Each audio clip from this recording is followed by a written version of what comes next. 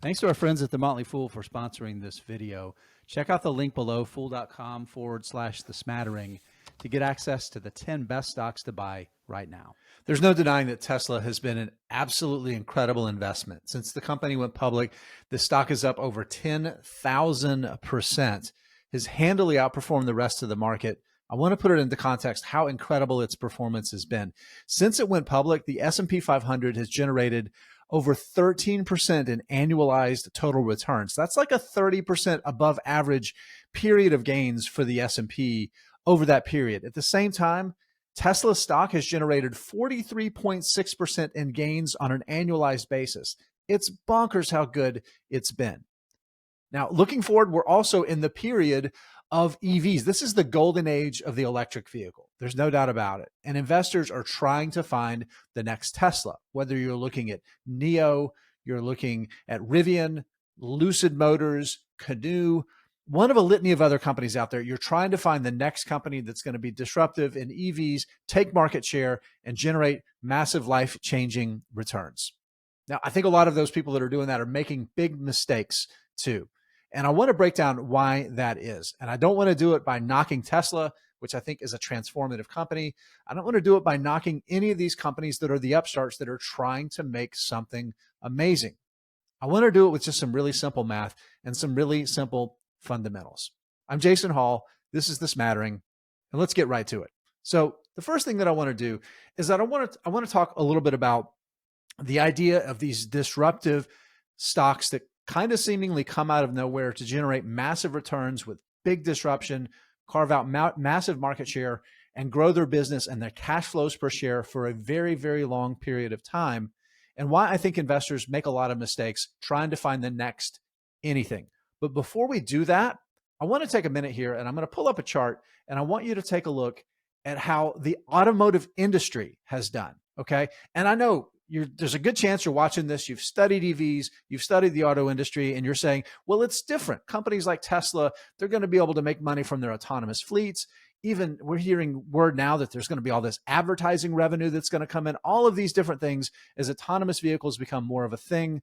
And maybe that's going to prove true. But at the end of the day, the automotive industry is really a low margin, tough business to make money in. It's very cyclical, and it's kind of a fight for the bottom line. And I'm not sure how much that's going to change. But again, just for the sake of argument, let's assuming that this great new future of higher margins is not going to be as great as we think it's going to be. Now, what we have here, this is since Tesla's IPO. These are the major automakers. We have Ford, Toyota, Volkswagen, and Honda. You'll notice I've left General Motors off, and I'll explain why in just a second. And you'll see of these stocks, Tesla by far has done the very best. This goes back to Tesla's IPO. And again, it's done far better than even the S&P 500, which is that brown 394%. Here's the thing. Every other automaker included in this group, and again, these are just mainly focused on the large automakers of the world, have done far inferior to the S&P 500. Now, I'm going to put General Motors on here now.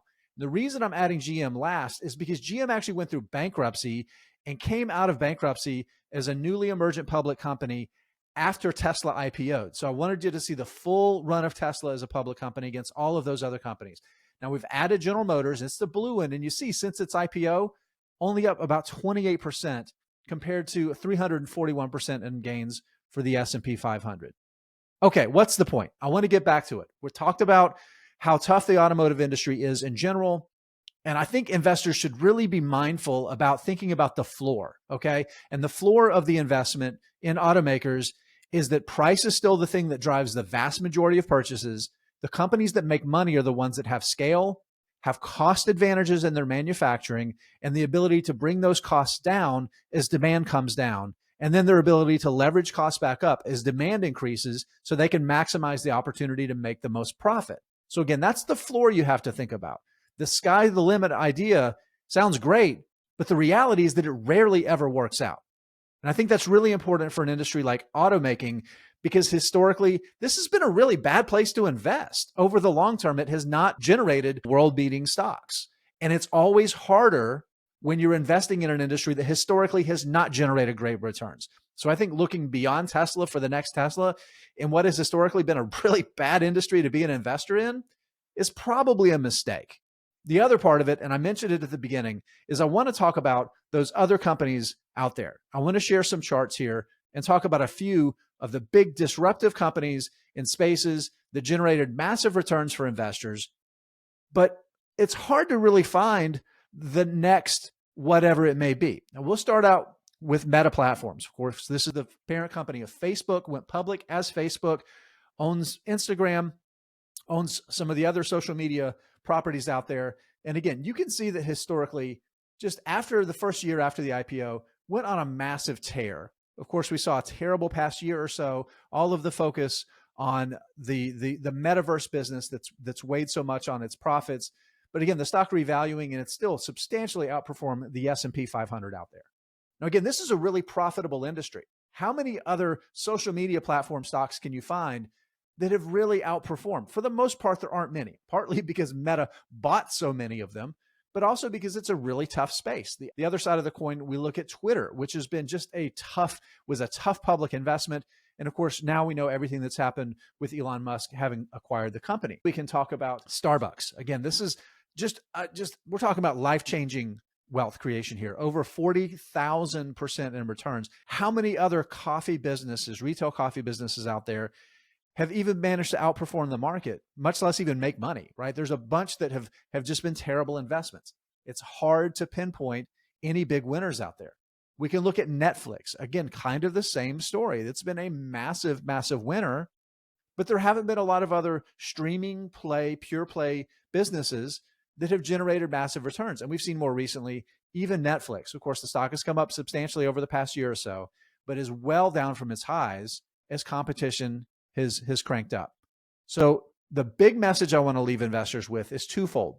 Number one, I think you should avoid the mistake of trying to find the next anything, whether it's Netflix or Amazon, in this case, Tesla, because those transformative, disruptive companies came out of kind of nowhere to do something.